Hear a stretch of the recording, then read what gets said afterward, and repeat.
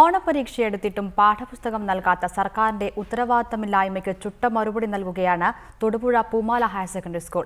നമ്മുടെ കുട്ടികൾക്ക് നമ്മൾ നൽകും പുസ്തകം എന്ന പുറംചട്ടയോടെ സ്വന്തമായി പുസ്തകം അച്ചടിച്ച് നൽകുകയാണ് സ്കൂളിലെ അധ്യാപകരും PTA-യും. പാഠപുസ്തക വിതരണം ആനക്കാര്യമല്ലെന്ന തിരിച്ചറിവാണ് സ്കൂൾ അധികൃതർ ഈ ഉദ്യമത്തിലൂടെ സർക്കാരിന് നൽകുന്നത്.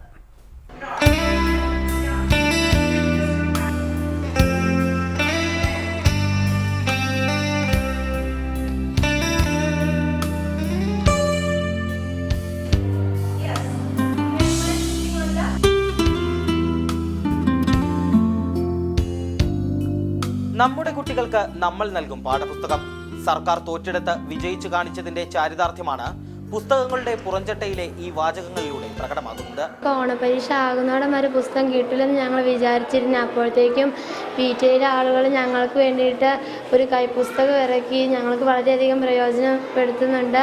നാടൊട്ടുക്കുമുള്ള സ്കൂളുകളിൽ അധ്യാപകരും കുട്ടികളും പാഠപുസ്തകമില്ലാതെ മാനത്തേക്ക് നോക്കിയിരിക്കുമ്പോഴാണ് പൂമാല ട്രൈബൽ ഗവൺമെന്റ് ഹയർ സെക്കൻഡറി സ്കൂളിലെ കുട്ടികൾ നിറപുഞ്ചിരിയോടെ പാഠപുസ്തകങ്ങൾ കയ്യിലെടുക്കുന്നത്. തങ്ങളുടെ അരക്ഷിതാവസ്ഥയ്ക്ക് ഉത്തരവാദികളായ സർക്കാരിന് കുറിക്കൊള്ളുന്ന മറുപടിയായി പുസ്തകങ്ങൾ സ്വന്തമായി അച്ചടിച്ചു നൽകിയ ഇവരുടെ ഉദ്യമം.